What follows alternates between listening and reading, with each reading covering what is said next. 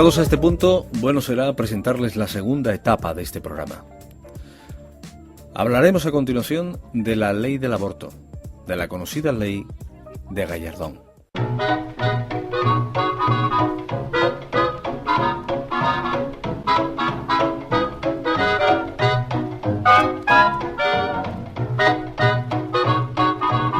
Estoy en la Asociación Mercedes Machado. Pero aquí no solamente están las chicas de Mercedes Machado, porque está Begoña Barras, que es de la Asociación Mujeres Solidaridad y Cooperación, Elisa Pérez, de la plataforma 8 de marzo, de Organizaciones de Mujeres de Tenerife. Me encuentro con una sindicalista, en este caso de Uso Canarias, con Olga Manduca, y Ana Hernández, que sí es de Mercedes Machado. Ana, muy buenas. Buenas tardes. Oye, gracias por recibirme. La verdad, me he encontrado con un montón de gente interesante, un montón de gente buena, que está luchando por un fin común. Sí. Y es en contra de la ley del aborto. En contra de la ley Gallardón, en favor del derecho de las mujeres a decidir. Además, las que estamos aquí participamos en una plataforma mayor a la que pertenecen no solo organizaciones de mujeres, sino más sindicatos, partidos políticos, colectivos, etcétera, ¿no? En la que incluso está jugando un papel muy activo el colectivo Arimaguada de Educación Sexual. Es curioso, ¿no? Tú sabes que estamos en el siglo XXI. Sí. Y todavía estamos hablando de los derechos, de defender los derechos de la mujer. Porque los hombres tenemos derechos y las mujeres tienen menos. ¿Cómo es esto? Pues sí, digamos que tenerlos los tenemos todos los seres humanos en tanto que seres humanos, pero históricamente los hemos tenido menos reconocidos las mujeres y estamos en la fase en la que aún seguimos luchando por la igualdad, seguimos luchando por el reconocimiento pleno de derechos en igualdad. Y este es uno de los casos, precisamente. Déjame que le pregunte a Begoña, si la voy saludando. Begoña Barras, gracias por estar aquí, por esperarme. Mira, y en este país entonces, ¿quién manda? ¿Los hombres? ¿La Iglesia? ¿Gallardón? ¿Quién manda aquí? Bueno, pues parece que la Iglesia manda mucho. Nuestra lucha precisamente pretende poner eso de manifiesto, ¿no? Porque por un lado nos encontramos que afortunadamente ya estamos en una sociedad en la que empieza a entenderse que las mujeres tenemos derechos sexuales y reproductivos, porque todas las encuestas apuntan, los datos oficiales, que el 75% de la sociedad del Estado español está a favor de la ley actualmente en vigor. Es una ley de plazos como la que tenemos ahora. Entonces, por eso, esta contrarreforma es tan retrógrada, porque lo que pretende aplicarle a las mujeres son unos principios patriarcales, machistas, ultraconservadores, donde se entiende que nosotras no tenemos derecho a decidir sobre nuestro cuerpo y nuestra vida, sino que se nos pretende tutelar, es decir, como si fuéramos menores de edad, a las que nos van a tutelar a partir de ahora, como ha sucedido históricamente en otros momentos. Por un lado los médicos, que son los que van a decir si debemos o no debemos abortar; por el otro lado los jueces, que van a decidir si nos penalizan por haber abortado; y el Estado. Todo eso, desgraciadamente, incitado y promovido por la Conferencia Episcopal y, por lo tanto, con una injerencia de la Iglesia sobre los derechos de las mujeres intolerable. O sea, esto a día de hoy es intolerable, porque si reconocemos que los derechos sexuales y reproductivos son derechos humanos de las mujeres, no cabe, desde luego, ninguna injerencia religiosa ni ningún tipo de recorte de los mismos. Déjame que presente, ya he dicho que las voy a presentar a todas, ¿no? A Olga Manduca, es de Uso Canarias. Uh-huh. Es la sindicalista, digamos, del cuarteto que está aquí, ¿no? Oye, cuando ustedes, en algún momento, digo sindicalista porque es la parte más política de la mesa, ¿no? Uh-huh. En algún momento veían esto que se avecinaba, cuando gana el Partido Popular por mayoría absoluta, ¿ustedes veían algo de esto? ¿Se lo podían creer que pudiera ocurrir una ley que nos devolviera otra vez a los años 80? Y vamos a partir de la base de que todos, hasta yo, estamos escandalizados con una ley que nos lleva, cualquier ley que sea, ¿no? Pero sobre todo esta, que nos lleve casi a los tiempos de la semiesclavitud, uh-huh, donde deciden por mi cuerpo qué es lo que puedo hacer y qué es lo que no puedo hacer. Ya partimos en la posición de este locutor, de este periodista, es esa. O sea, este programa está intoxicado, señores oyentes. Está intoxicado porque partimos en el que yo no puedo ser imparcial aquí. No puedo serlo como tampoco lo soy en la guerra entre israelíes y palestinos. Es imposible ser equidistante, con lo cual ya no soy equidistante. Sentadas mis posiciones, ya saben ustedes por dónde van a ir los derroteros de esta segunda parte de Otra Mirada de hoy. Entonces la pregunta es, ¿ustedes veían ya el andar de la perrita que se dice? Bueno, vamos a ver, nunca se puede prever un cambio tan hacia atrás, es decir, un retroceso en los derechos tan brutal como el que se está produciendo en esta legislatura, ¿no? Es decir, hablamos de retroceso en derechos, pues por ejemplo, cuando hablas de mí como sindicalista, los retrocesos en el ámbito del empleo han sido brutales, que han afectado de forma brutal a las mujeres, y ya nosotras, con una legislación más favorable en materia de empleo, estábamos en una situación de precariedad, ahora nos coloca todavía en una situación de mayor precariedad.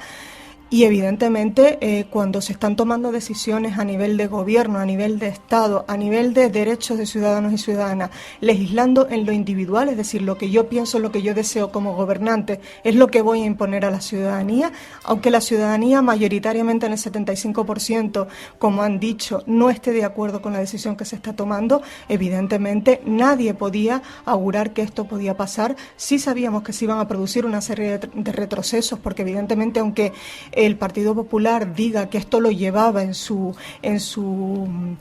programa, bueno, pues parece ser que es lo único que están cumpliendo, por desgracia, lo único que están cumpliendo del programa, ¿no? Es decir, y el retroceso que esto está produciendo, ¿no?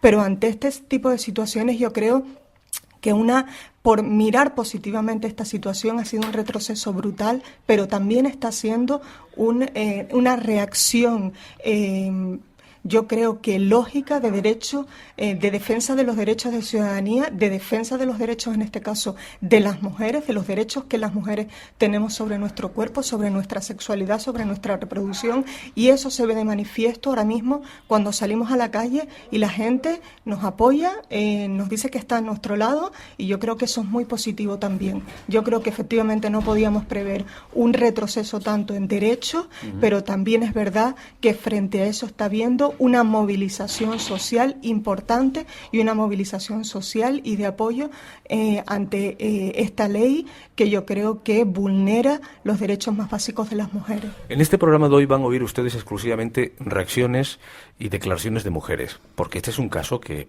tiene que ver directamente con las mujeres. Pero yo quiero preguntarle a Elisa Pérez, que es de la plataforma 8 de marzo, de Organizaciones de Mujeres de Tenerife, el hecho de que sea un tema de mujeres significa que los hombres estamos viendo esto en un segundo, desde la barrera, vaya, haciendo un símil taurino. ¿Lo estamos viendo desde la barrera? Yo creo que no, que es necesaria la implicación de hombres y mujeres porque esto es un problema social, un problema principalmente de las mujeres. Y sobre todo decir que esta ley es injusta, retrógrada, restrictiva para las mujeres, y la implicación es de la sociedad. Y cuando hablamos de estadísticas y decimos que hasta un 75% de la población está en contra de esta ley, evidentemente no es el 75% del 50% de la población, es el 75% del total. Por lo tanto, y volviendo a esta situación que parece que volvemos una vez más, a poner sobre la mesa las reivindicaciones de las mujeres con respecto al derecho de decidir sobre nuestro cuerpo, esto ha sido una lucha en disputa continua desde el feminismo con el patriarcado, que ahora se está acentuando más por la política que está haciendo el PP de mano de la Conferencia Episcopal, que son las fuerzas más retrógradas de la sociedad ahora mismo presente. Mira, y yo quería añadir además, antes hicimos alguna referencia que volvíamos a los 80, es que no volvemos a los 80, es que volvemos a una situación pre-80, porque en los 80, en la ley de los 80, que era restrictiva, era la primera legislación que despenalizaba el aborto, aunque fuera en caso de supuestos, no era tan extrema, es que esta es muy extremista. Esta, pues saben que una de las cosas más escandalosas que tiene es la cuestión de que no es causa de aborto la malformación fetal, pero tiene algo mucho más escandaloso todavía. O sea, si nos leemos cuáles son los pasos que debe de adoptar una mujer que desea interrumpir su embarazo, nosotras contamos unos 10 pasos. O sea, contamos, vas al médico de familia o al ginecólogo, te deriva un psiquiatra, el psiquiatra tiene que determinar que el daño que te va a causar el embarazo y en su caso el parto va a ser un menoscabo importante y duradero en el tiempo para tu salud psíquica. Entonces te puedo firmar un informe. Con ese informe tú tienes que buscar un segundo que te lo ratifique. Vamos a suponer que acudes a 2 psiquiatras que no te lo ratifiquen, porque además ninguno de estos psiquiatras puede ser un psiquiatra que trabaje en la misma centro sanitario que te va a hacer que te haría la IVE en su puesto, ¿no? Tiene que ser otro, ¿no? Vamos a suponer que alguno de ellos te dice que no, tienes que buscar un tercero, y así sigues con una especie de vía crucis, ¿no? Y después finalmente, cuando ya los 2 psiquiatras están dispuestos están de acuerdo en que va a ser un menoscabo importante para tu salud psíquica, entonces resulta que tiene que darte un informe completo de lo dañino que puede ser para ti el aborto y de qué alternativas tienes, ¿no?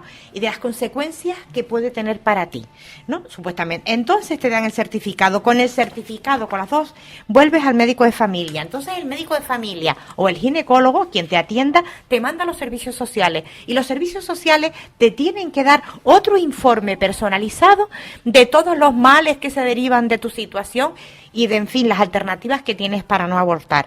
Una vez que has pasado por todo eso, entonces ya te dan el certificado los servicios sociales.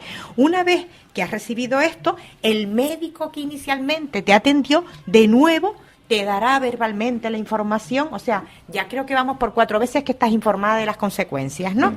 Y por último, una vez que tienes todos estos pasos, necesitas una semana más de reflexión. O sea, te han informado 4 veces de lo malo que es abortar, porque es lo que se deduce de las características. Y tienes que esperar luego una semana. Una semana más. O sea, en realidad lo grave no es que finalmente pueden pasar 2 cosas, ¿no? Puede pasar o que llegues y te hagas la interrupción voluntaria de embarazo, o que no te dé tiempo, porque obviamente con todo este tramiteo no vas a llegar a tiempo, ¿no? Y tú, que estabas convencida, porque si no hubieras iniciado el procedimiento, acabas no haciéndolo. Pero lo peor no es solo esto, o sea, porque sino es que te toman el pelo, que te digan de entrada que no es posible, que ya te pones a reunir dinero y te vas para Londres. Volvemos a la vergüenza de tener que volver a Londres. Yo ahí quisiera también aprovechar, a raíz que Ana señala esto, de que efectivamente tendríamos que, las que pudiesen ir a otro país a ¿Y si no vas a Londres, qué haces? Bien, eso es lo que me gustaría señalar.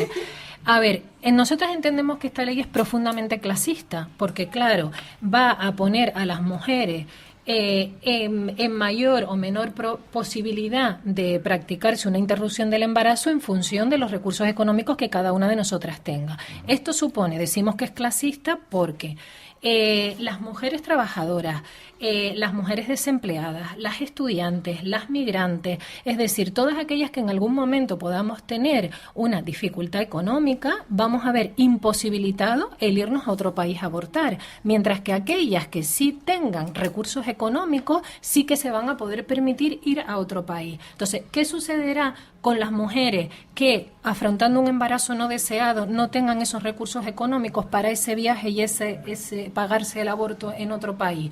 Pues solo quedarán 2 alternativas: o ser madre en contra de tu voluntad, es decir, verte sometida a una maternidad forzada, o bien recurrir a un aborto clandestino con el riesgo que eso supone para la propia vida o para la salud, ¿no?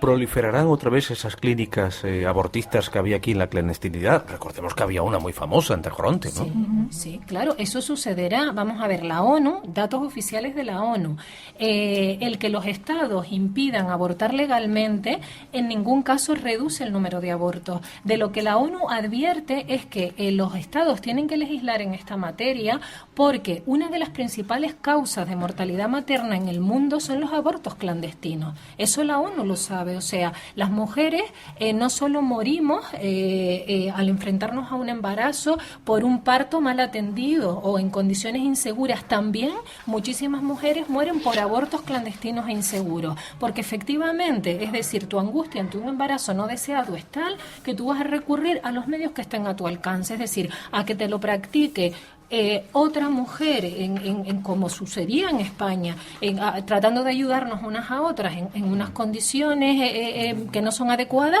o como tú dices, pues en un país en el que afortunadamente sí hay profesionales médicos que eso, en un intento de ayudar a las mujeres, lo practiquen de forma clandestina y por tanto en condiciones más inseguras. Entonces, estos señores, a pesar de que dicen que con esta ley pretenden reducir el número de abortos, no van a reducir los abortos, lo que van a hacer es aumentar el riesgo de que las mujeres perdamos la vida en un aborto clandestino. Quisiera también añadir otra cosa, que tampoco esta ley reduce los embarazos no deseados, porque la ley que tenemos actualmente se llama Ley de Salud Sexual y Reproductiva y de Interrupción Voluntaria del Embarazo. ¿Por qué? Porque la ley tiene una parte importante, desafortunadamente poco desarrollada, pero que por lo menos está recogida en el papel, que otorga una parte importante a las medidas de educación y atención a la salud sexual y reproductiva. Es decir, que la ley actual contempla que debe haber educación afectivo-sexual en las escuelas, atención a la salud sexual y reproductiva en los diferentes ámbitos. Entonces, la contrarreforma de Gallardón elimina todo ese tipo de medidas. Es decir, ¿cómo vamos a evitar esos embarazos no deseados y esos abortos si las adolescentes, los niños y niñas no están recibiendo una adecuada educación afectivo-sexual y si las personas jóvenes, adultas, no tenemos unos adecuados recursos de atención a la salud sexual y reproductiva? A mí me gustaría preguntar una cosa, y ahora voy con ese tema, que creo que tienes algo ahí pendiente, ¿no? A mí me gustaría preguntar una cosa, porque claro, con la ley actual, la que viene de la última reforma de Zapatero, ¿no? Con la ley actual, claro, te la aprendías y ibas a abortar. Si no has abortado, pues nunca le habrá echado un vistazo a la ley, ¿no? O sea, ¿qué garantías tenía la mujer hasta ahora, o tiene hasta ahora, antes de que se apruebe esta ley, si finalmente se apruebe? ¿Qué garantías tiene? ¿Alguien me puede responder a eso? Bueno, yo no sé si te refieres... O sea, vamos a ver, si yo voy a abortar hoy, Sí, hoy por hoy, sí. ¿cuáles son los no recuerdo ahora el nombre que se llama, los plazos, ¿no? ¿Cómo es el los plazos. Sí. Vale. Hoy hay una ley de plazos que es hasta las 16 semanas. Por plazos, es a voluntad de las mujeres, y a partir de ahí ya tienes que alegar causa. Esa es lo que establece la ley. Bueno, también la ley reconozco que se puede practicar en la sanidad pública, que si no, pues esa es la parte que se aplica más eficientemente, porque normalmente la sanidad pública no está preparada del todo para afrontarlo y hay demasiados casos digamos, que se usa abusivamente la objeción de conciencia del profesional, y a veces te derivan a la sanidad privada, pero en todo caso es posible. O sea, lo que estamos planteando con la ley que se nos viene es que va a ser imposible. Yeah. Ese es el tema. Y precisamente en la plataforma de colectivos por el derecho a decidir de las mujeres, no solo se está reivindicando el parar la ley Gallardón, sino que la actual se desarrolle adecuadamente y se mejore y se garanticen los derechos fundamentales, los derechos sexuales y reproductivos de las mujeres en la sanidad pública, ¿no? Elisa, querías decir algo, pero si no. Bueno, yo quería decir algo a colación de lo que estaba planteando Begoña, de las contradicciones de la propia política del gobierno. Es decir, si por un lado hace una ley muy restrictiva, por otro lado no contempla esta ley pues esa educación afectivo-sexual. Yo creo que que tiene unas raíces más profundas, en el sentido en que toda la política esta neoliberal que está aplicando el gobierno, con esta reducción de derechos sociales para el conjunto de la ciudadanía, tiene que ver también con esta ley. Es decir, de lo que no se haga cargo el Estado, en cierto sentido se va a hacer cargo las mujeres en el espacio doméstico. Por lo tanto, el que no se desarrollen políticas de prevención para que la gente, las chicas jóvenes y los chicos asuman responsabilidades y se prevengan esos abortos no deseados, implica también que está obligando a las mujeres a ser madres, sí o sí, en cualquier circunstancia. Porque claro, esa contradicción de decir no al aborto solo en dos aspectos fundamentales, y vamos, que no son suficientes para nada para nosotras, y por otro lado, el no aplicar esa prevención en la gente joven y en general a la juventud, pues tienen unas contradicciones evidentes y que van un poco más allá. Es decir, cuando Por ejemplo, la ley de prevención está paralizada en el Estado español y las comunidades la han aplicado mal y poco. Por lo tanto, son contradicciones que llevan a otros planteamientos, ¿no? Que nosotros desde las posturas feministas nos planteamos. ¿Qué está pasando con el futuro de la mujer? No podemos decidir no solo sobre nuestro cuerpo, sino sobre nuestra propia futuro inmediato, profesional, individual. ¿Ustedes creen que en este debate... Una cosa que nos olvidábamos, pero... Ahora voy a dar... ¿Ustedes creen que en este... quiero introducir otro tema, que es el miedo, ¿no? ¿Ustedes creen que en este debate previo lo que hay es acojono por parte de las mujeres que no tienen la posición que tienen ustedes, que se leen la ley, que están en organizaciones, que son mujeres activas, ¿no? Que están ahí en la resistencia, digamos, ¿no? No sé, cualquier chiquita que oiga esto ahora, cualquier chico joven que oiga esto ahora, que esté no oyendo este programa, que me parece que está siendo bastante clarificador, ¿no? Pero esta información, ¿qué puede pasar? ¿Hay algún tipo de asesoramiento para estos jóvenes ahora mismo? ¿Hay algo de, no sé, quién me quiere responder? No sé si me entienden el concepto. Sí. Bueno, es que puede haber mucha soledad ahora. Sí, claro. Por eso una de las acciones que tenemos previstas desde esta plataforma unitaria que ha surgido en Tenerife. Y lo digo, a ver si me entiendes, lo voy a simplificar un poco más. Lo digo porque igual hay alguien que se ha quedado embarazada, y esté oyendo esto, e incluso crea que la ley ya está en marcha y no está tomando ninguna iniciativa por esa razón, ¿no? Porque la gente entiende lo que entiende. ¿Nos entendemos? Sí, de todas formas sí que yo vuelvo a lo que decía Olga, que la respuesta que nosotras estamos palpando en la calle es que cada vez que hemos salido a la calle a hacer alguna acción es que la gente joven, tanto chicas como chicos, se acercan, nos dan el apoyo y están, es decir, fíjate de lo poco positivo que surge de esto, lo que ha logrado el PP es que las chicas y chicos jóvenes que pensaron durante mucho tiempo, cuando hablábamos de estas cosas, que esto ya estaba pasado, que eran derechos conquistados, cuando de pronto se han encontrado con la posibilidad de que volvamos atrás, ha sido un revulsivo para ellas y ellos. Es decir, de pronto se han dado cuenta como si se puede volver atrás y entonces se han sumado activamente a esta defensa. No obstante, en relación a lo que preguntabas, que sí creo que también puede pasar, una de las acciones que tenemos previstas de esta plataforma unitaria constituida en Tenerife es la puesta en marcha de puntos de información, tanto en estos momentos como si no logramos impedir que esta contrarreforma salga adelante, de información sobre cómo hacer uso de las actuales medidas que contempla la Ley de Salud Sexual y Reproductiva para cualquiera que quiera, como tú bien dices, es decir, puede que hay efectivamente mujeres, chicas jóvenes que queden embarazadas, que no sepan cómo hacer para acogerse a las actuales medidas que permiten interrumpir el embarazo. Entonces, si bien las asociaciones de mujeres siempre hemos ofrecido esas informaciones, sí que, por ejemplo, una cosa que veníamos denunciando es que no se estaba informando adecuadamente en los centros de salud. Es decir, con la ley actualmente en vigor, una de las deficiencias que nosotras hemos detectado y denunciado continuamente es que si esta ley está en vigor ya desde el 2010, lo lógico es que en cualquier centro de salud, una mujer que está ante un embarazo no deseado pregunte en el centro de salud a su médico o médica de cabecera y o esta le informe. Sin embargo, no se les daba esa información, las mujeres tenían que empezar un vía crucis buscando dónde informarse. ¿Pero por qué? Porque pesa tanto la cultura ancestral esta de la religión lo mandaba todo, lo decidía todo, todavía está tan pegado. Probablemente tenga cierto peso esta cuestión, ¿no? Y realmente las respuestas dependen mucho, las respuestas que recibe la mujer que necesita un servicio de asesoramiento depende mucho pues de la ideología del médico o médica que le atiende, de los servicios sociales que hay en su centro de salud, de la ideología de las personas. Quizá demasiado, quizá habría que amarrar más que se garanticen los derechos de las mujeres en este caso, ¿no? Sí, antes nos olvidamos de comentar una cosa que yo creo que es un dato importante que todo el mundo lo conozca, para que quede claro por qué esta ley que estamos afrontando es meramente ideológica. El dato importante es que el número de abortos, desde que se aprobó esta ley, no ha aumentado, ha disminuido. La actual, señora, 2010. Sí, señor, el número de abortos está disminuyendo en este país con esta ley.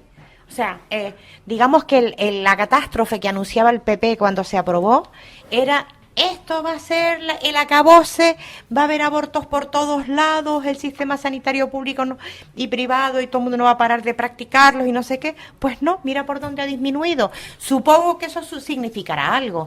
El Partido Popular representó la llegada del Mesías, ¿no? También es verdad que en las manifestaciones en contra del matrimonio gay decía que iban a destruir a la familia. Nada de eso ha pasado. ¿Tienen malos visionarios los del Partido Popular? No, yo ¿O creo no les que... funciona la bola? No, yo creo que tienen visionarios muy pegados a un posicionamiento ideológico muy claro, ¿no? Es decir, al tradicionalismo, al mantener las cosas como están, al mantener la vulneración de los derechos, al no reconocimiento de derechos igualitarios entre hombres y mujeres, al no reconocimiento de otras orientaciones sexuales, es decir, a todo aquello que supone, evidentemente, colocar en igualdad de derechos a todos los ciudadanos y ciudadanas. Pero eso puede ser una parte del PP que ahora se está desgranando, ¿no? Se está yendo a la extrema derecha. Algunos se quejaban de que toda la derecha se le llevaba al Partido Popular y algunos incluso de la izquierda se alegran ahora de que se haya partido y que, bueno, ya saben dónde está la extrema derecha, dónde está la derecha, ¿no? Pero ¿qué pasa? ¿Que igual es un pago a la extrema derecha?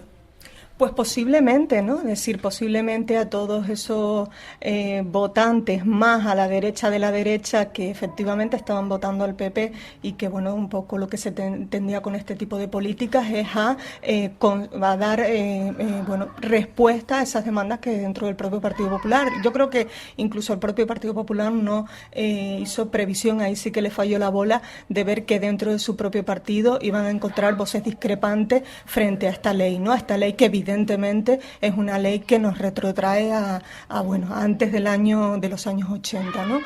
Y porque yo creo también que la ciudadanía hemos entendido cuáles son nuestros derechos y hemos entendido que los derechos de las mujeres tienen, al principio cuando presentabas la tertulia hablabas si hombres y mujeres tenemos los mismos derechos. Sí tenemos los mismos derechos y así nos los reconoce la legislación, ¿no? Es el ejercicio donde se producen las situaciones de desigualdad. Pero la pregunta era retórica, ¿eh? Sí, ya. Pero yo creo que es importante que los gobernantes entiendan que los ciudadanos y ciudadanas sabemos cuáles son nuestros derechos y no vamos a permitir que se vulneren sistemáticamente esos derechos. Las mujeres sabemos cuáles son, sabemos las consecuencias que conllevan retrocesos en los derechos como esta ley, como la ley Gallardón, y también sabemos las consecuencias que esto tiene para los propios derechos o el ejercicio de otros derechos por parte de las mujeres, ¿no? A mí, yo no quiero dejar de poner sobre la mesa lo que supone retirar el supuesto que antes comentaba Ana, de malformación. Eso, evidentemente, conjuntamente con dejar la ley de dependencia cero, habla fundamentalmente de lo que tú estás queriendo como partido poner sobre la mesa, ¿no? Es decir, es un posicionamiento ideológico de volver a las mujeres otra vez al espacio de lo privado, al espacio del cuidado y a tener que asumir todo eso que como Estado no vas a asumir ni has asumido nunca. La mujer en casa y el hombre en el trabajo, ¿me quieres decir? Sí, viene un poco a ir en ese sentido, ¿no? Es decir, y lo que tienen que tener muy claro es que las mujeres y los hombres, porque esto es un derecho, los derechos de ciudadanía son derechos sociales y por lo tanto los vamos a defender hombres y mujeres. No vamos a permitir que ni un derecho de los que hemos conquistado hasta este momento dé ni un paso atrás. Aunque eso tengamos que gritarlo en las calles, hacer todo lo que tengamos que estar en nuestra marcha dentro de lo legal, ¿no? Pero evidentemente siempre diciendo que no vamos a permitir que ni un derecho más desaparezca. Begoña.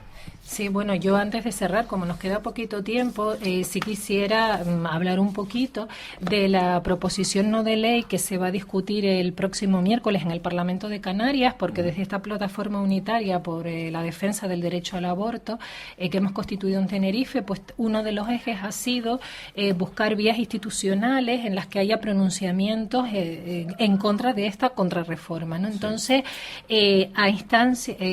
promovido por el colectivo Arimaguada y apoyado por el resto de organizaciones que formamos parte de esta plataforma, se ha llevado al Parlamento de Canarias una propuesta que se ha transformado en una proposición no de ley, que, como digo, el próximo miércoles se va a debatir y que, según nos han comunicado, va a recibir el apoyo favorable tanto de Nueva Canarias como del Partido Socialista Canario y de Coalición Canaria. Y entonces, bueno, quería un poco comentar lo que pues el contenido de la misma. Perdona, ¿tú crees que las mujeres del PP darán un paso adelante? Esta es una prueba de fuego, ¿no? Sí. En el Parlamento de Canarias no lo sé. Ahora, en el Congreso creo que se les está poniendo un tanto complicado. No sé si finalmente se romperá. Ya sabemos que el Parlamento de Canarias no va a ser poco, va a ser más que nada una cuestión y bueno, pues es un mensaje institucional desde Canarias. Sí. Pero digo yo, aquí alguna chica del PP dará un paso adelante. Bueno, un dato interesante es que cuando esto se debatió en el Ayuntamiento de Santa Cruz de Tenerife, el grupo del PP se abstuvo y eso ya es muy sintomático, porque debían haber votado en contra y sin embargo se abstuvieron, el grupo completo, ¿no? Se abstuvo. Bueno, no sé si hubo algún voto discordante, pero en su conjunto la postura que adoptaron fue la de abstenerse, entonces eso ya es bastante sistemático. Por otro lado, tú ya sabes, y saben todos y todas los que nos oyen, pues que ya hay por ahí muchos líderes en diferentes comunidades autónomas que se han desmarcado, que dicen que no están de acuerdo, etcétera, etcétera. Sí. Bueno, ahí está lo del tema de voto conciencia que ha pedido el Partido Socialista, bueno, el voto secreto al menos, ¿no? Y que lo van a tener que aceptar porque tienen el porcentaje suficiente, ¿no? Sí, porque lo que se va a intentar es que una vez entre en el Congreso se rechace, es decir, no llegue, es decir, se rechace este anteproyecto que trae el Consejo de Ministros y que no llegue ni siquiera a tramitar. En fin, vale. Que se Perdona, te he interrumpido un par de veces. Cuéntame lo de la iniciativa, la PNL del Parlamento de Canarias. La PNL, la PNL, que como decía, está presentada a instancias del colectivo Aremaguada, con apoyo de todas las organizaciones que formamos parte de esta plataforma unitaria, contempla, por un lado, el rechazo del anteproyecto y la exigencia de que el mismo se retire, ¿no? Pero luego también a esto se le añaden otros puntos. Que se exija que el aborto salga del Código Penal, porque a día de hoy, en el Código Penal español, el aborto sigue siendo un delito, es decir, que a pesar de que tenemos esta ley de plazos en vigor, si abortamos fuera de los plazos, podemos ir a la cárcel. Entonces, por lo tanto, que salga el aborto del Código Penal. Pedimos, o sea, se reivindica dentro de esta PNL también que se garantice la práctica de las interrupciones de los embarazos dentro del sistema público sanitario, porque al estar más regulada la objeción de conciencia, resulta que la inmensa mayoría de las mujeres tienen que acabar en clínicas privadas y entonces reivindicamos que se pueda practicar dentro del sistema sanitario público. Y luego, como aspecto crucial, que se desarrollen medidas integrales de salud sexual y reproductiva, es decir, que se pongan en marcha de forma efectiva, porque la ley actual las contempla, pero no se han desarrollado, políticas de educación afectivo-sexual y de atención a la salud sexual y reproductiva, que es de lo que estamos adoleciendo, es decir, un paso ha sido que la ley lo contemple, pero el déficit es que no estas políticas de educación afectivo-sexual han caído en el olvido y no se están aplicando, y en tanto no se apliquen, ni van a desaparecer, como decíamos antes, los embarazos no deseados, ni van a desaparecer los abortos. Entonces, ese pensamos que es un punto fundamental, y eso también va incluido en la PNL que se va a debatir y que esperamos, según lo que nos han dicho, que salga aprobada y luego de ahí vaya al Congreso, ¿no? What da do da da do da da do. What da do da da do da da do. Bueno, y a esta altura del programa Otra Mirada me recibe, entramos en una ONG y me recibe la presidenta de Contramarea. Digo bien, Contramarea. Es una organización feminista, en ella está su responsable, pero además que es una mujer periodista, aunque no ejerce como tal ahora mismo, pero sí que ejerció. Lleva temas sociales. María Farrás, muy buenas, gracias. Hola, ¿qué tal? Oye, gracias por recibirme. ¿Qué significó la gran movida, la manifestación que nace, el embrión es en Asturias, sobre el tema de esas dos organizaciones que son las que organizan lo del Tren de la Libertad? ¿Qué supuso eso desde el punto del movimiento feminista en España? Pues yo entiendo que el Tren de la Libertad fue una movilización histórica en las últimas décadas, yo creo. Bueno, de hecho, distintas compañeras han comentado en las redes sociales que se ha tratado de la mayor movilización feminista de la historia de la democracia. que 30.000 personas se dieran cita en Madrid el 1 de febrero, convocadas a través de las redes sociales fundamentalmente, porque la movilización del Tren de la Libertad fue una iniciativa que surge de dos asociaciones feministas de Asturias, las Comadres, la Asociación Las Comadres y las Mujeres por la Igualdad de Barredos. A partir de un almuerzo, de un encuentro de amigas, de compañeras entre ellas, bueno, tuvo como casualidad, digamos, que el 20 de diciembre, esa fecha fatídica en la que Gallardón presenta el anteproyecto de ley orgánica para la protección de la vida del concebido y de los derechos de la mujer embarazada, pues eso sucede el 20 de diciembre y el 26 estas mujeres habían quedado pues para celebrar su encuentro anual de solidaridad y de amistad, ¿no? Y entonces, claro, estaban todas tan indignadas que decidieron, pues, promover una movilización, pero bueno, entre ellas, ¿no? Esta iniciativa parte de Asturias. Y luego, gracias a las redes sociales, pues se van sumando distintas organizaciones, distintas personas a título individual, con el objetivo fundamental de exigirle al gobierno de Mariano Rajoy, al ministro de Justicia, y bueno, exigir la retirada de este anteproyecto de ley y defender los derechos sexuales y reproductivos de las mujeres y defender pues fundamentalmente la actual ley de salud sexual y reproductiva y de interrupción voluntaria del embarazo que lleva en vigor desde el año 2010. ¿Y ustedes son los que, esta organización Contra Marea es la que articula esto aquí, la que hace que el tren se mueva, se convierta en tranvía y en este caso funcione? Sí, bueno, en Tenerife en concreto sí, porque la iniciativa se articula también en otras islas. En Lanzarote la impulsaron otras compañeras de otras asociaciones de allí. En La Palma fueron varias compañeras y varias organizaciones a las que se sumó Contra Marea, y en Tenerife un poco fuimos, pues sí, las impulsoras, digamos, de que ese tren de la libertad se convirtiera en tranvía, ¿no? Como aquí no tenemos tren, pues quisimos hacer una acción simbólica para sumarnos a esa movilización de Madrid, y bueno, tuvimos el sábado 1 de febrero, pues nos subimos bastantes compañeras en el tranvía desde La Laguna a la Plaza Weyler para luego dirigirnos a pie a la subdelegación del gobierno y entregar un escrito dirigido al ministro de Justicia, el señor Gallardón, exigiéndole esa retirada del anteproyecto de ley con el mismo texto que se estaba entregando ese mismo día en Madrid en el Congreso de Diputados.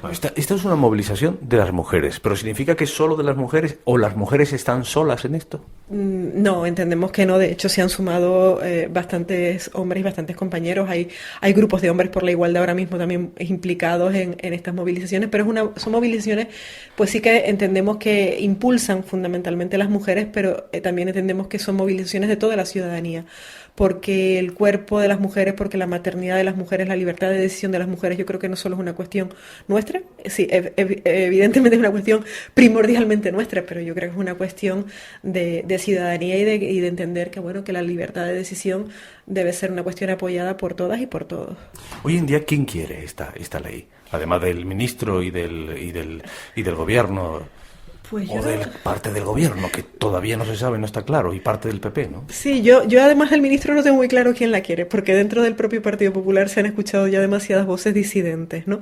Entonces, pues evidentemente las encuestas, incluso entre propios votantes del Partido Popular, recuerdo una de las últimas encuestas que salió hace poco, se hablaba de un 80% de población que rechazaba esta reforma y que apostaba por mantener la actual legislación, una legislación además que no regula solo el aborto, es decir, que no es una legislación solo para interrumpir el embarazo, es una legislación mucho más amplia, de un carácter integral, que aborda también la educación afectivo-sexual, la prevención de embarazos no deseados, y que el Partido Popular, esta contrarreforma, se cargaría de un plumazo, es decir, esta contrarreforma solo se centra en el tema del aborto y obvia todo lo que son las políticas de educación afectivo-sexual, las políticas preventivas y toda la formación de profesionales, es decir, la ley del 2010 es una ley bastante más completa en ese sentido, a la que se podrían introducir muchas mejoras, que duda cabe que todas las leyes y todas las cuestiones son mejorables, pero en estos momentos creo que hay que apostar por mantener lo que tenemos y por no retroceder, porque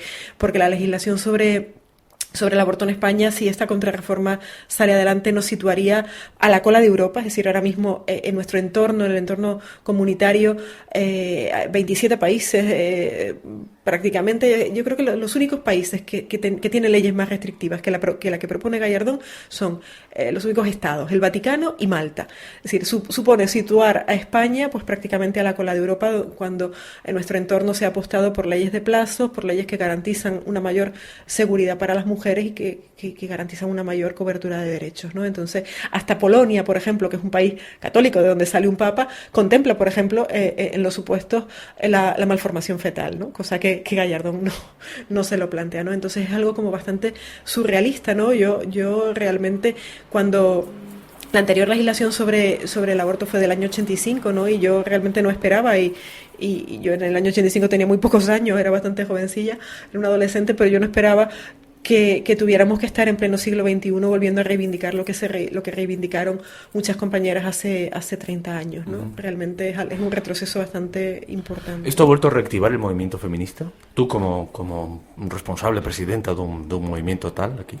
Bueno, yo creo que el movimiento feminista siempre ha estado más o menos activo. Lo que pasa que bueno, con la institucionalización de las políticas de igualdad y con la incorporación de nuestras reivindicaciones históricas a las agendas políticas y con la mayor implicación de los organismos públicos en el impulso de políticas de igualdad, pues sí, quizás se había quedado un poco esa reivindicación activa de calle y de manifestaciones, pues más en lo simbólico en los 8 de marzo o en el 25 de noviembre, ¿no? Pero sí que el movimiento feminista nunca ha dejado de estar activo, porque la lucha contra la violencia de género, por ejemplo, ha sido una constante a lo largo de estos años. Y bueno, lo que pasa es que esto ha sido un revulsivo, pues para volver a esas viejas luchas, ¿no? Que yo pensaba, ya te digo, que estaban olvidadas, ¿no? Porque es un retroceso brutal, un mazazo a los derechos de las mujeres, y una ley bastante misógina y bastante cargada de ideología moral y conservadora, ¿no? Entonces, pues bueno, yo creo que las leyes tienen que regirse por unos principios de equidad, de justicia, y no estar influenciadas por opiniones o por creencias religiosas, ¿no? Vivimos en un Estado laico y hay que respetar la confesionalidad del Estado. ¿Tú crees que en este país las mujeres son conscientes de la carga ideológica que lleva esa ley? Yo creo que cada vez van siendo más conscientes. Lo que pasa que también es cierto que sigue habiendo bastante desinformación, sobre todo pues en gente joven. Yo esta misma semana estaba con una pareja adolescente en la que ella está embarazada y su pareja, el chico, me decía, bueno, pero es que ahora ya no se puede abortar, ¿no? Porque han cambiado la ley. Yo les decía, no, la ley todavía no se ha cambiado. Hay un anteproyecto de ley que bueno, que esperamos que no llegue a convertirse en ley orgánica, ¿no? Pero sigue habiendo desinformación, pero yo creo que también sí hay cada vez una mayor conciencia de las mujeres y de la ciudadanía en general del brutal retroceso que puede suponer esta ley. Pongámonos en el escenario de que la ley sale, se aprueba. Bueno, aunque ya hay una solicitud del Partido Socialista para que el voto sea secreto y en conciencia y demás. En conciencia ya debe ser el partido el que lo permita, ¿no? Y ya sabemos cómo funcionan los partidos. Precisamente no son democráticos. En este país al menos no. Dime una cosa.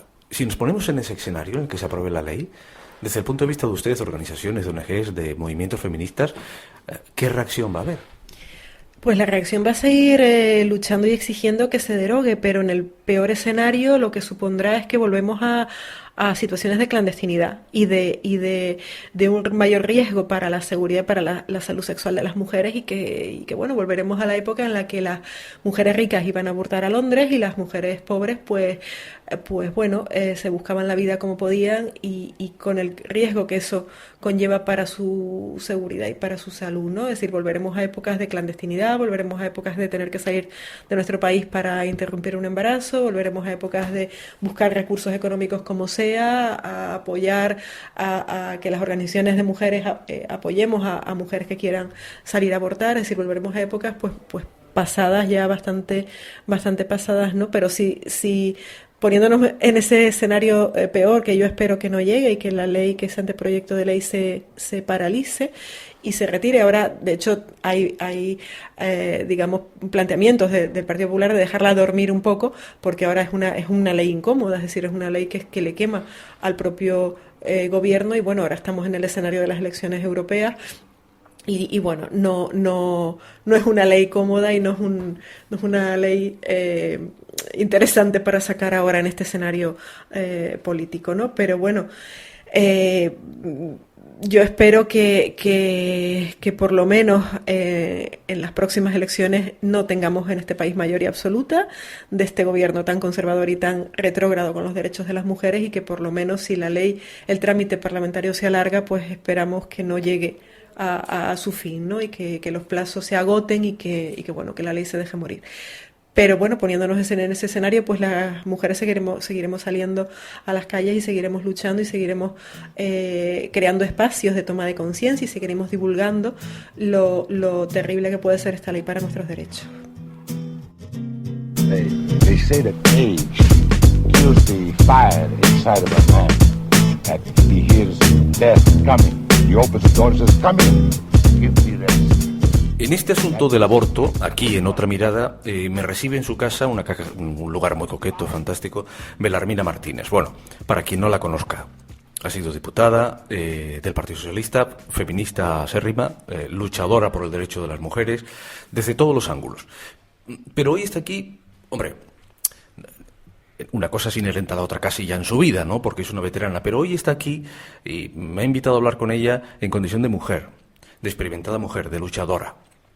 Y al comienzo de esta charla, cuando la estábamos preparando, me dijo, no, esto no hay ningún ramalazo político en este asunto, es una cuestión de convicción. Belarmina, gracias por recibirme. Gracias por recibirme, evidentemente, porque he venido usted a buscarla, ¿no? Muchas gracias por haber venido, pues esto es una deferencia. Por lo general, siempre me acerco yo a las emisoras, ¿no? Bien, ley del aborto. El otro día el tren de la libertad, aquí el tranvía de la libertad, la situación del aborto. Desde su óptica, desde ese balcón donde usted está, desde la experiencia, desde la lucha, durante años y años, estamos hablando de lucha predemocrática incluso, ¿no? Sí. ¿Cómo ve esto ahora? ¿Cómo analiza usted la ley de Gallardón? Bueno, yo espero que no llegue a ser ley. Yo espero sinceramente que este es un proyecto que responde desde mi valoración a un compromiso que el Partido Popular tiene con la Iglesia Católica, que con los sectores además más duros y más retrógrados de esa organización religiosa. Y yo además, aunque desde el principio he dicho que no quiero mezclar ni contaminar con posiciones partidistas, y no lo voy a hacer, sin embargo, esta es una ley política y además ideológica. Y, lógicamente, yo lo veo como un gran retroceso en los derechos de las mujeres, en los derechos que atacan lo fundamental, que es el derecho a ser una persona libre que tiene el poder sobre su propio cuerpo, ¿no? Además, creo que en este caso el partido en el gobierno está haciéndole un guiño, es decir, nos está utilizando como moneda de cambio a las mujeres, haciendo un guiño a los sectores más conservadores, que nos recuerdan a la dictadura, porque les ha defraudado en la solución que se le está dando a los presos de ETA. Es así como yo lo veo, porque si no, no tiene sentido. O sea, no tiene sentido que si tenemos en vigor una ley que no fue consensuada políticamente con el Partido Popular, pero sí se elaboró en colaboración con muchísimas organizaciones de mujeres, que es una ley que en el 2012 en la práctica demuestra que desciende el número de abortos, el número de interrupciones, y desciende en un 5%. ¿Cómo es posible que si esta ley lleva a disminuir el número de interrupciones del embarazo, cuál es la razón para cambiarla, para intentar cambiarla, pero además cambiarla radicalmente, ir mucho más allá, incluso de la ley anterior, que era de 1985, que era una ley de 3 supuestos, y que se quedaba un poco coja, y sobre todo, era una ley que permitía o que facilitaba que quien decidiera el sí o el no de la interrupción no fuera la mujer, fueran los médicos. La ley que tenemos en vigor, la llamada ley Zapatero, es una ley que quien decide el sí o el no es la mujer. Es decir, es haber conquistado la categoría de ciudadanas libres. Y ahora, en este momento, pues nos lo quieren arrebatar. Pero estamos en el 2014, ¿no? Ya han pasado 40 años desde que murió Paco Franco. O sea, ¿esto cómo se concibe, sobre todo cuando uno lee periódicos conservadores? de otros países incluso apuntan a la ley de Gallardón como retrógrada, que ni siquiera la querrían para sus países.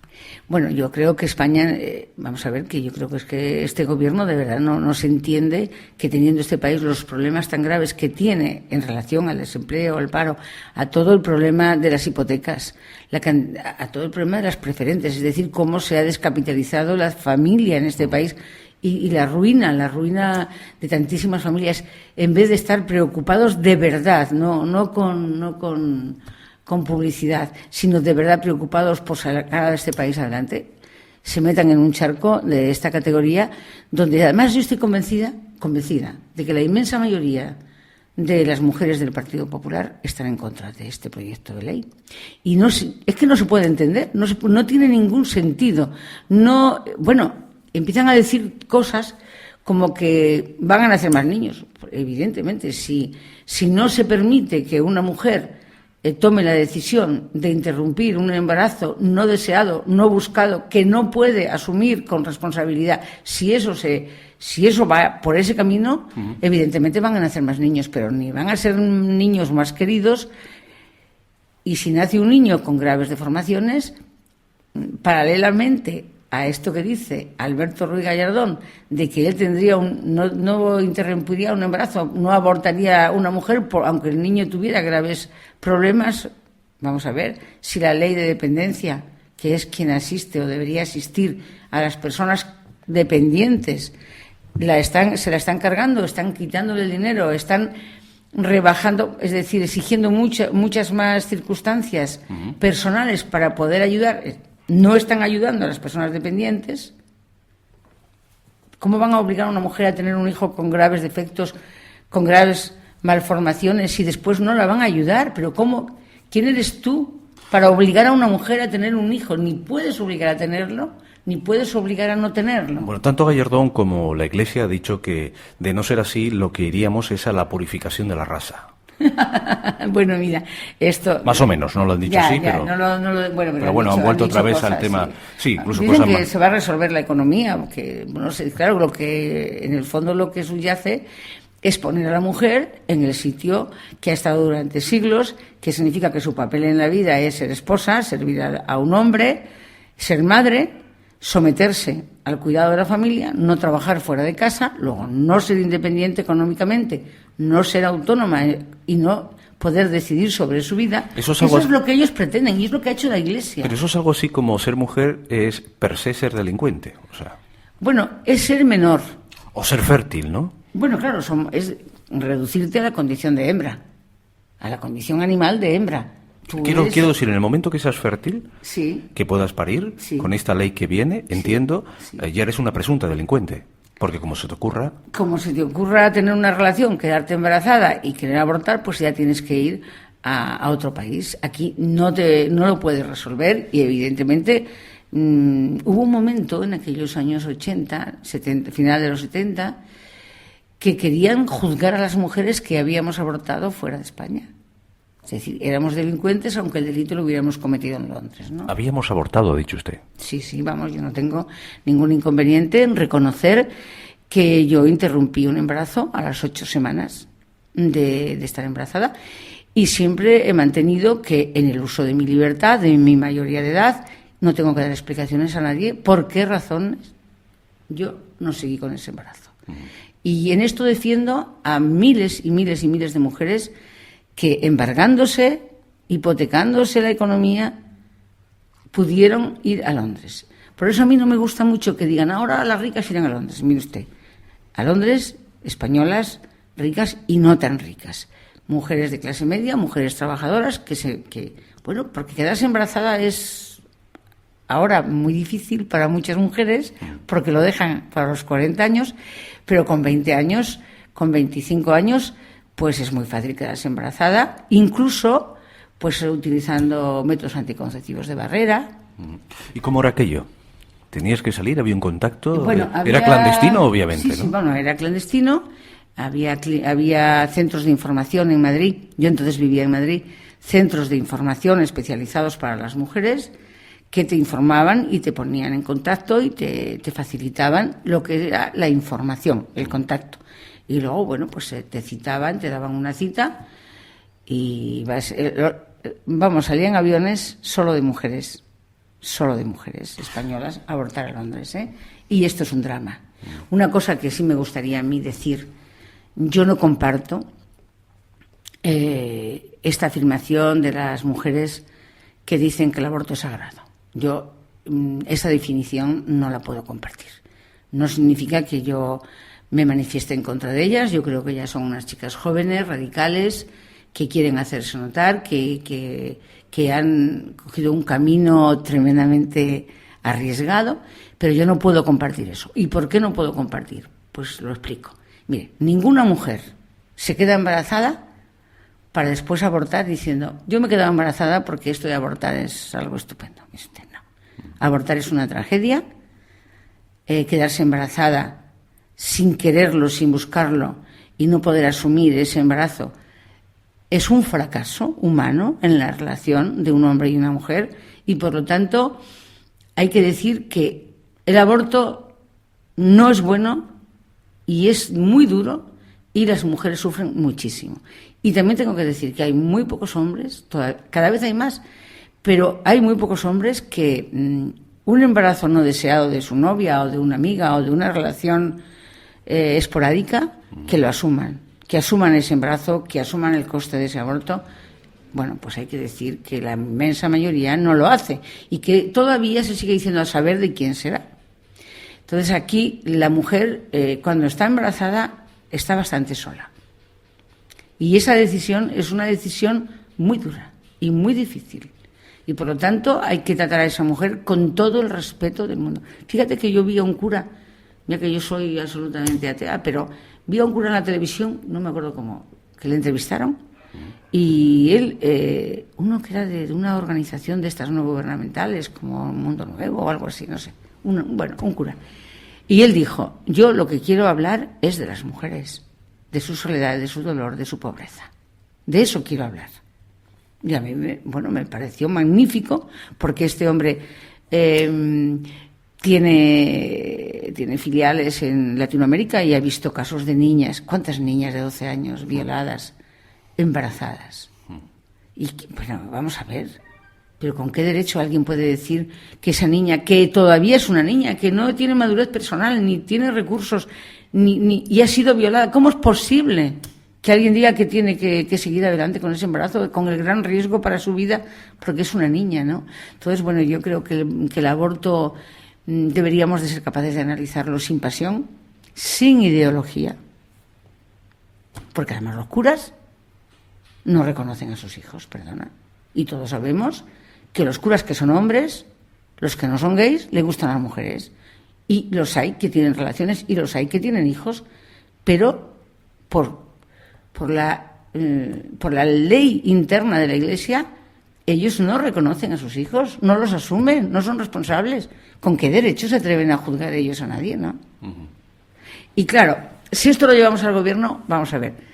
Este es un gobierno que está ahí legítimamente porque hay una crisis económica y el Partido Socialista perdió 4 millones de votos en las últimas elecciones. Pero cuando la gente que les ha dado el voto, desde luego, no tenían ninguna información de que iban a hacer esto. Porque si no, seguramente que no estarían gobernando. Oiga, volviendo al tema de los viajes al extranjero, o de las clínicas abortistas, que ahora pasarán de la legalidad a la ilegalidad. Claro, se irán a Portugal. Pero seguirán funcionando. Claro. Porque experiencias en Canarias hemos tenido algunas. Claro. Por ejemplo, la famosa clínica de Tacoronte, que fue muy famosa, donde no cabía nadie en la sala de estar, ¿no? No cabía nadie en el recibidor, había decenas y decenas de mujeres. Cuando detuvieron a Juan, sí, al doctor, y nos manifestamos estuvo detenido allí en los juzgados de La Laguna, y allí estuvimos nosotras, las mujeres, gritando hasta desgañitarnos para pedir su libertad.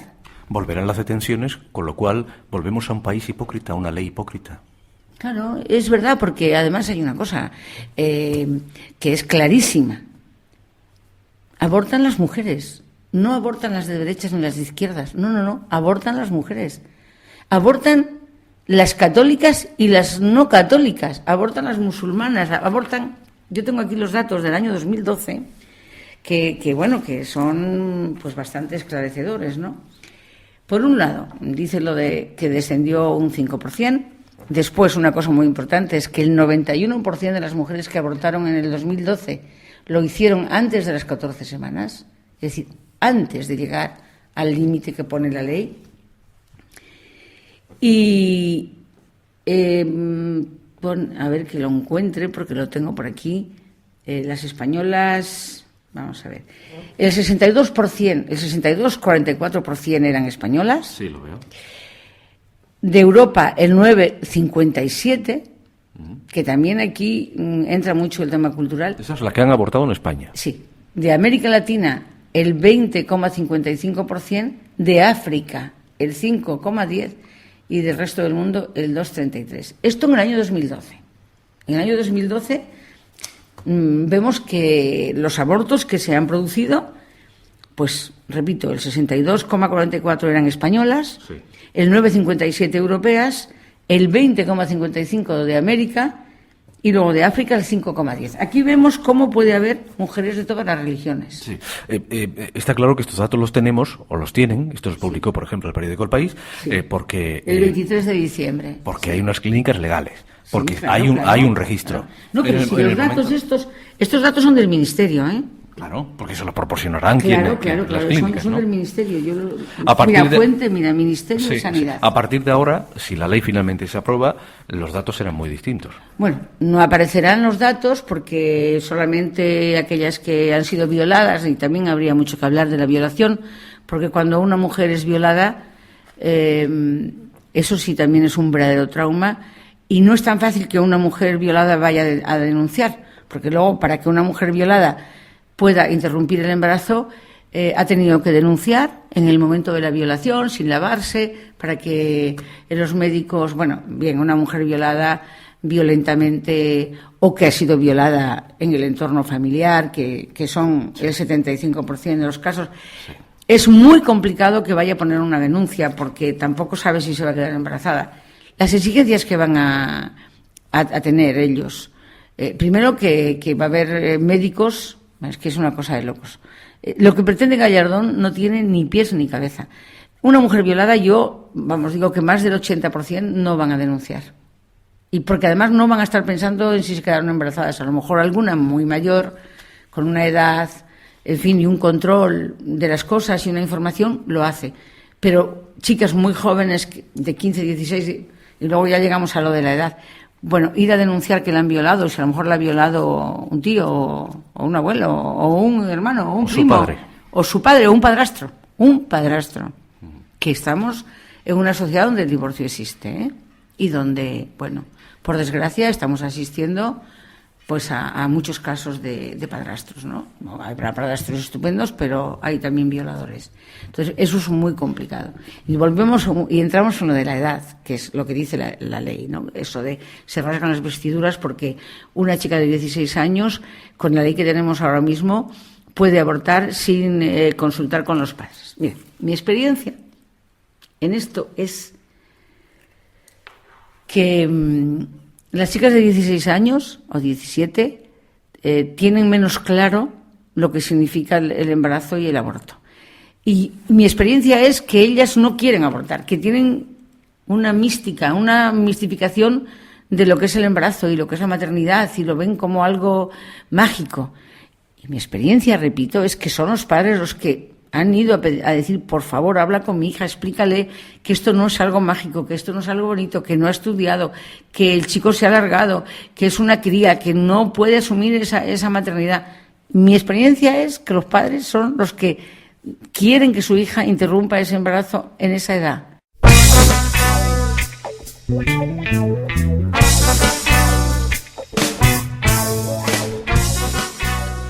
Y hasta aquí otra mirada. Un viaje radiofónico y periodístico a las entrañas de las historias. Gracias por haberse quedado a escuchar a esta gente que lo está pasando verdaderamente mal, porque le han quitado la casa o se la van a quitar. Y a las mujeres que luchan por su interés, por sus entrañas, por decidir. Será hasta el próximo fin de semana. Hasta entonces, que ustedes piensen, reflexionen y decidan.